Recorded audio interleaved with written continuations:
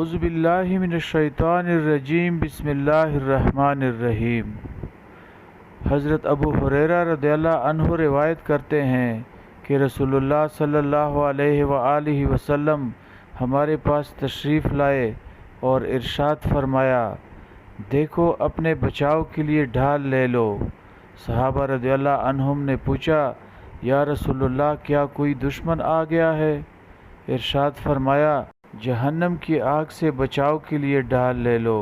سبحان اللہ والحمد للہ ولا الہ الا اللہ واللہ اکبر کہا کرو، کیونکہ یہ کلمات قیامت کے دن اپنے کہنے والے کے آگے پیچھے دائیں بائیں سے آئیں گے اور اس کو نجات دلانے والے ہوں گے، اور یہی وہ نیک اعمال ہیں جن کا ثواب ہمیشہ ملتا رہتا ہے۔